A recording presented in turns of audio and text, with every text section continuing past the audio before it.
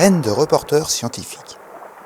Une série de podcasts sur les enjeux de l'océan réalisés par des élèves francophones du monde entier, en partenariat avec la Fondation Tara Océan, le Centre pour l'éducation aux médias et à l'information, le ministère de l'Éducation nationale et de la jeunesse et l'Agence de l'enseignement français à l'étranger.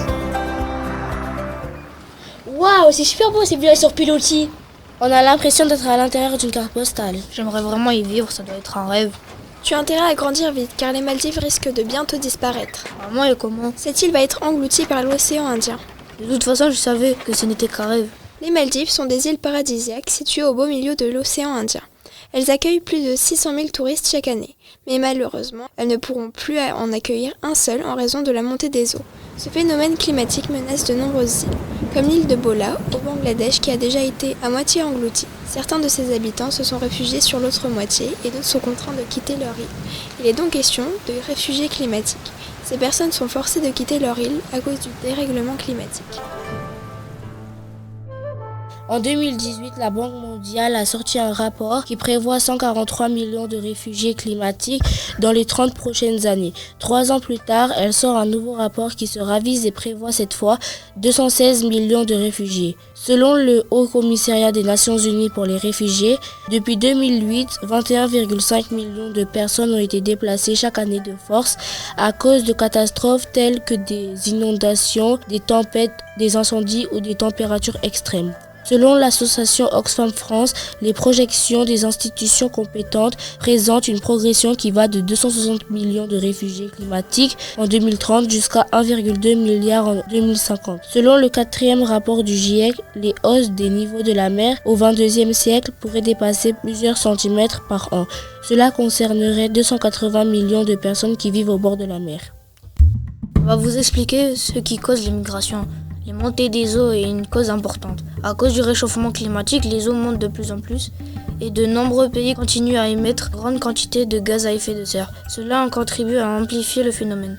Cela incite les habitants à migrer vers un autre pays. Par exemple, l'île de Tuvalu est grignotée par la montée des eaux. Cette petite île se situe dans l'océan Pacifique. Son territoire disparaît progressivement. Quelques milliers de personnes sont obligées de migrer en Australie.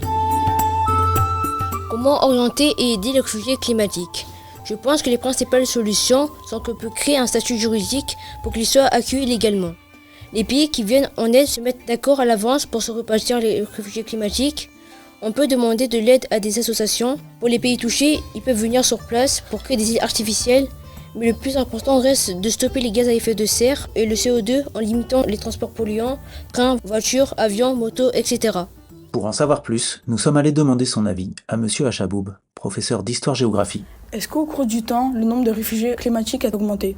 Alors, le nombre de réfugiés climatiques a certainement augmenté, puisque le concept même de réfugiés climatiques n'existait pas. Pensez-vous que la France sera touchée par les migrations climatiques nationales comme sur le littoral par exemple? Alors, la France pourrait être touchée par les migrations climatiques, puisque les réfugiés climatiques sont des personnes qui quittent leur domicile à cause soit des catastrophes naturelles, et il y a des catastrophes naturelles en France, soit à cause de modifications de leur mode de vie liées au réchauffement climatique, et ça peut arriver également chez nous. Quelles sont les régions, pays les plus vulnérables face à l'arrivée de réfugiés climatiques? Vulnérables. Alors, j'emploierai pas ce terme, puisqu'il ne faut pas oublier que les victimes, tout de même, dans l'histoire, ce sont les réfugiés climatiques. Et il est certain que le continent qui a le plus de réfugiés climatiques, c'est l'Asie. Et que la plupart des réfugiés climatiques quittent une région de leur pays pour habiter une autre région de leur pays. La majorité ne part pas à l'étranger. Que pourrait-on mettre en œuvre pour limiter le nombre de réfugiés?